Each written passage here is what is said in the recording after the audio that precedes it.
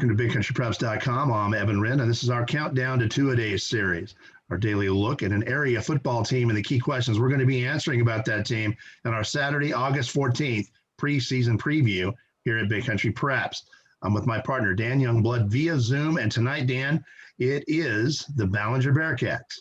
Yes, and this is a Ballinger team that looks like it could be in for a little bit of a rebuild. They only returned 3 starters on both sides of the ball among 13 lettermen and lost some really key players. I mean, you talk about Adam Wynn, a two-way all-state player on the lines, Tyler Vaughn, a kid who was really good for him in kind of a utility offensive role and in a defensive back position, and then several others.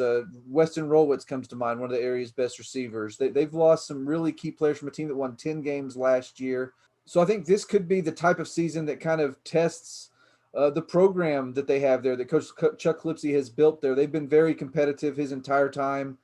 This is going to be an opportunity to see if they're ready to take that next step and be able to lose a big, important senior class and still maintain their level of play. So it should be an interesting season in that regard, I think. One saving grace for this young Ballinger team that on paper kind of looks like it is rebuilding. One saving grace, though, that they do have in their favor is some pretty good size. They've got Marcus Castleberry, 280 pounds up front. Nakia Villarreal, 225. They've got Daniel Medina at 230. They got a 230-pound running back, rather 220-pound running back at Bo Perkins. So they're going to have some bruisers out there. And from what we know about Chuck Lipsey, if he can run you over, he'll run you over. He doesn't just throw the football around just for the sake of it. He does like to spread the field a little bit, but if he can knock you down, he's just going to do that. And they might have the tools to go ahead and just pound people this year with that size and give themselves a chance to mature a little bit. And one other big benefit for this team is they bring back a kid in Carter Arrett who took over the quarterback job early last season. They did a nice job for him. So they've got some experience at that position, which is always so important. And then, like you said, they've got some kids that can block. They've got a big bruising back in Perkins.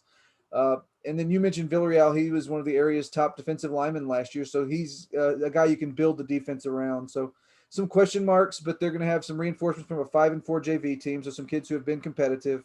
I think it's just going to be one of those seasons where we'll wait and see what happens.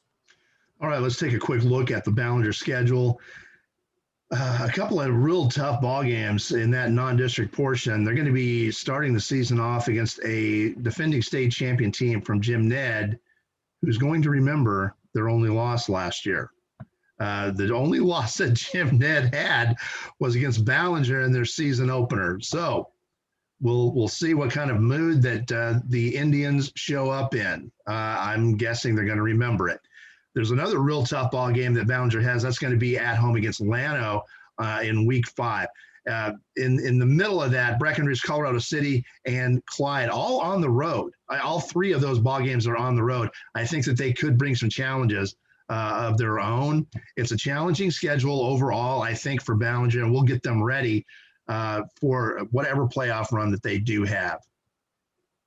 Yeah, and I think those middle 3 games in their non-district are going to be really important. You've got a Breckenridge team that's in a second year with a coach and is still kind of building. You've got a Colorado City team that has struggled the last couple of years. They're building.